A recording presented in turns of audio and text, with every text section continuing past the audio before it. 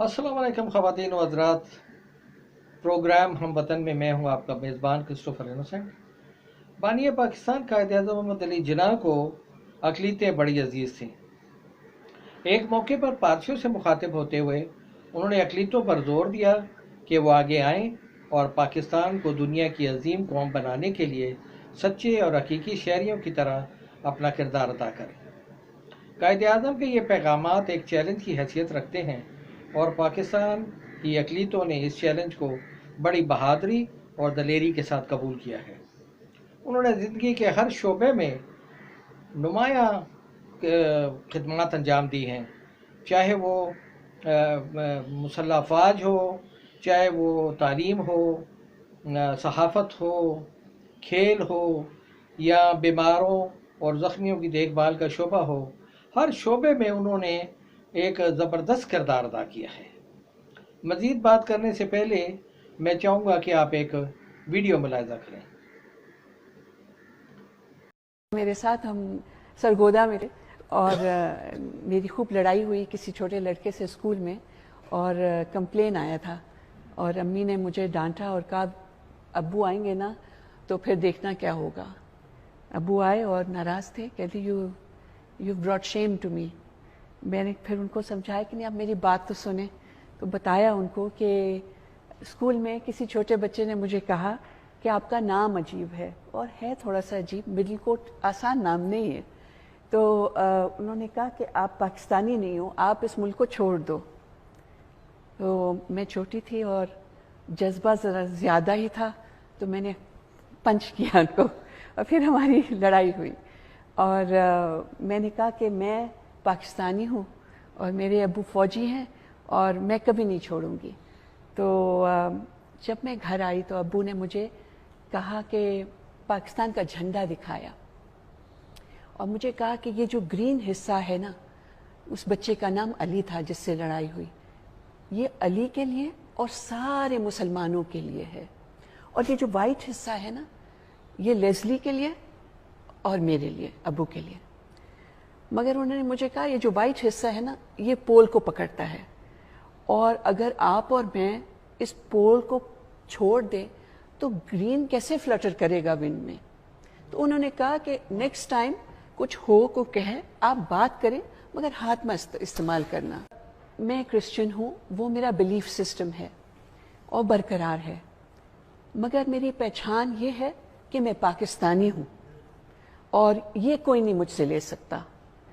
ना मैं कभी इमिग्रेट करूँगी, ना मैं कभी किसी और पासपोर्ट के साथ घूमूंगी दुनिया में, मैं यहीं रहूँगी और यह इंशाअल्लाह अल्लाह की मर्जी हो तो मैं नाज़रीन, आपने देखा कि wing commander lazily middle court की साहबजादी पाकिस्तान के साथ सच्ची मोहब्बत रखती हैं और उन्होंने आज तक इस मुल्क को नहीं छोड़ा। हालांकि उनकी पूरी जो फैमिली है वो अमेरिका में शिफ्ट हो गई है।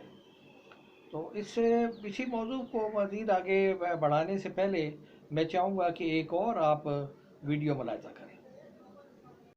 था ना कि बगैर बिला इम्तियाज जो लड़े थे सब लोग, क्रिश्चियंस जो हैं उनका क्या किरदार था। हीरोज मसलन चुंडा में colonel Marvin कोर्डाजोर, colonel W Herbert Shakargarh में, कर्नल सुशील कुमार ट्रेसलर और कर्नल एल.सी. रॉथ छमजोड़िया सेक्टर में, कर्नल के.एम. रॉय बेदिया सेक्टर में, major Ramon Joshua Sialkot sector में, colonel Daniel Austin Lahore sector में, कर्नल एंथनी लैम खेमकरन पे कब्जे के दौरान वो शाना बशाना थे, सिपाही तालिम मसीह थे चुंडा में शहीद हुए, नायक आर.सी. जेम्स सियालकोट सेक्टर में शहीद हुए। मतलब एक लाइन लगी हुई है।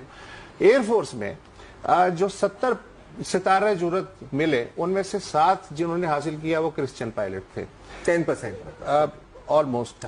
Squadron leader William Desmond Harni मसलन उन्होंने सितारा जुरत हासिल किया। एयर कमोडोर नजीर बिल लतीफ विंग कमांडर थे, बॉम्बर विंग कमांडर थे, उन्होंने हासिल किया। स्क्वाड्रन लीडर पीटर क्रिस्टी उन्होंने कई खतरनाक मिशंस किए, उन्होंने सितारा जुरत हासिल किए। ग्रुप कैप्टन सेसल चौधरी, हम सब ने जाहिर उनका नाम सुना है, स्कूल की निसाबी किताबों में उनका नाम था और तस्वीर भी आती थी। وہ سرفراز رفیقی شہید کا جو اسکواڈرن تھا جس نے شروع کے دنوں میں بہت ہی زبردست قسم کی بمبارڈمنٹ کی ہلواڑہ پہ اور پٹھان کوٹ پہ، اس اسکواڈرن میں وہ شامل تھے. انہوں نے سیالکوٹ سیکٹر میں فوجیوں کو دستوں کو خاصی سپورٹ فراہم کی.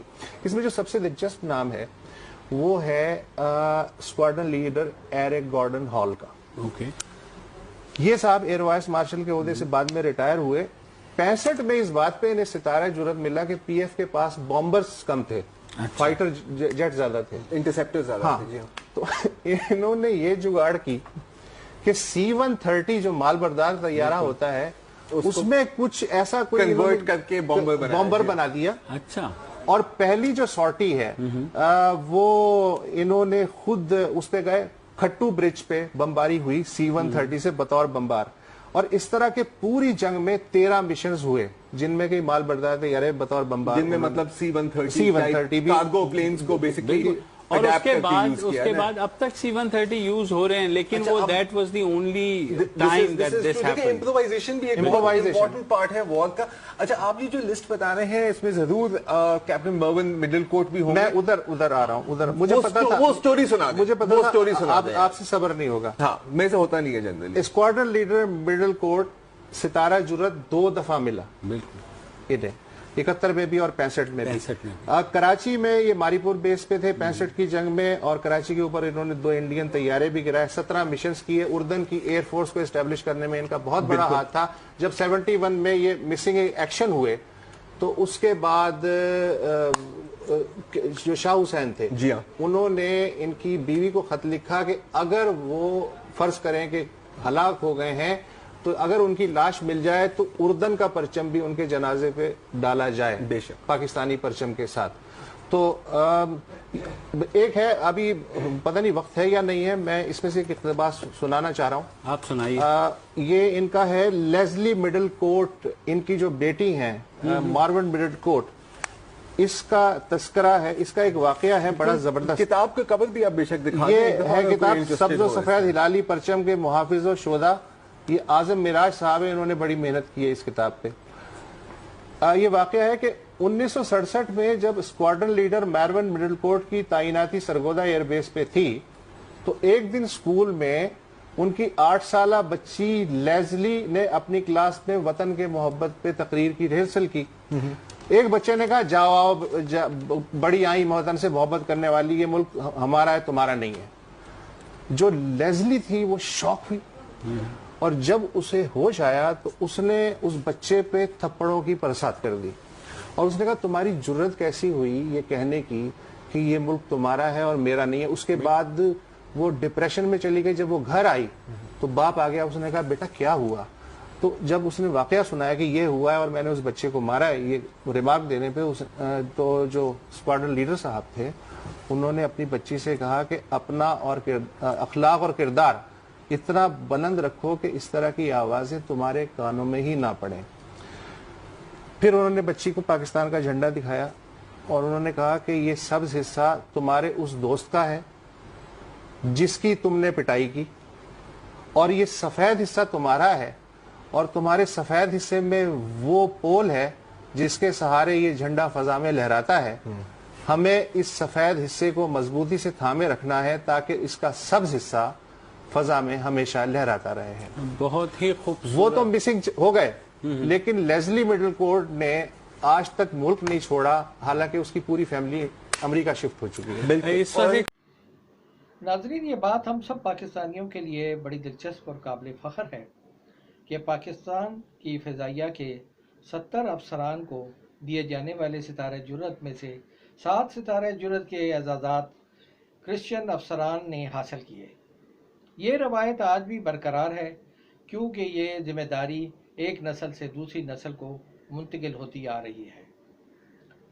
ملک میں بسنے والی تمام اقلیتوں کے زندگی کے تمام شعبوں میں اپنی خدمت کے کام کو قائد اعظم کے پیغام کے مطابق جاری رکھے ہوئے ہیں، اور دوسری جانب اپنے hero wing commander میلون Leslie middle کوٹ کی ہدایت کے مطابق پاکستان کے پرچم کے سفید حصے کو جو ان کا حصہ ہے اس کو مضبوطی سے تھامے ہوئے ہیں تاکہ پاکستان کے جو قومی پرچم ہے اس کا سبز حصہ جو ہے وہ تا قیامت آزاد فضا میں ہمیشہ لہراتا رہے.